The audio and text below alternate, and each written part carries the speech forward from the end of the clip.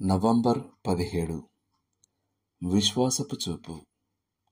ఓ వ్యక్తి పైనుండి ఎలా జన్మిస్తాడు? అతడు లేక ఆమె నిత్య నాశనం నుండి ఎలా కాపాడబడతారు? యేసుక్రీస్తును నమ్మడం ద్వారా, విశ్వాసంతో ఆయన వైపు చూడడం ద్వారా.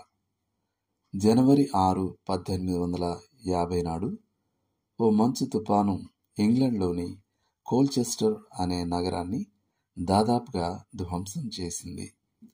అలా ఓ టీనేజ్ అబ్బాయి తాను వాడుకగా వెళ్లే మందిరానికి వెళ్ళలేకపోయాడు. కాబట్టి అతడు దగ్గరలో ఉన్న ఓ ఆదిమ మెథడిస్ట్ చాపెల్కు వెళ్ళాడు. అక్కడ ప్రసంగానికి సరిగా సిద్ధపడని ఓ సామాన్యుడు అప్పుడక్కడ లేని కాపరికి బదులుగా బోధిస్తున్నాడు. అతని వాక్య భాగం యెషయా 45:22. భూదిగంతముల నివాసులారా, నా వైపు చూచి రక్షణ పొందుడి. దేవుడను నేనే, మరి ఏ దేవుడునూ లేడు. ఈ టీనేజర్ తన పాపాల విషయమై ఒప్పించబడి చాలా నెలల పాటు దుర్భర స్థితిలో ఉన్నాడు. అయితే అతడు సంఘంలోనే పెంచబడినప్పటికీ అతడి తండ్రి తాత ఇద్దరూ బోధకులే. అతనికి రక్షణ నిశ్చయత లేకుండింది. సిద్ధపడని ఆ ప్రత్యామ్నాయ బోధకునికి చెప్పడానికి పెద్దగా ఏం లేకపోయింది. కాబట్టి అతడు ఆ వాక్యాన్నే పదే పదే వల్లవేయసాగాడు.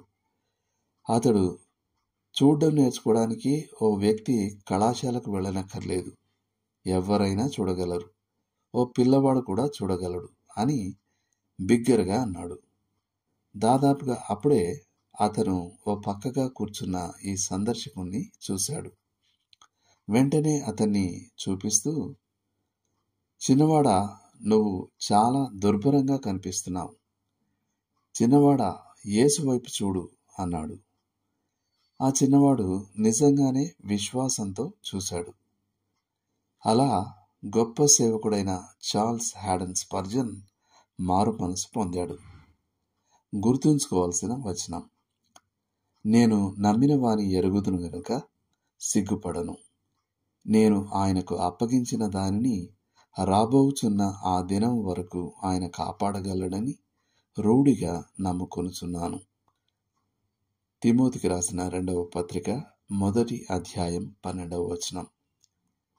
ఇవి కూడా రోమా 1:16, యోహాను 3వ అధ్యాయం 1 నుండి 20 వరకు, కొరింథీలకు రాసిన 1వ పత్రిక 1వ అధ్యాయం 18వ వచనం, థెసలోనికైలకు రాసిన 1వ పత్రిక 5వ అధ్యాయం 9వ వచనం, తిమోతికి రాసిన 1వ పత్రిక 2వ అధ్యాయం 3 నుండి 6 వరకు, తిమోతికి రాసిన 2వ పత్రిక 1వ అధ్యాయం 9వ వచనం. చేయాల్సిన పని: మీకు నిత్య జీవం ఉందని మీరు తెలుసుకోగలగడాన్ని బట్టి, మరియు దేవుని శాశ్వత కుటుంబంలో సభ్యులు కావడం క్లిష్టమైనది కాకపోవడాన్ని బట్టి దేవునికి కృతజ్ఞతలు చెల్లించండి. దేవుడు మిమ్మును దీవించును గాక. ఆమేన్.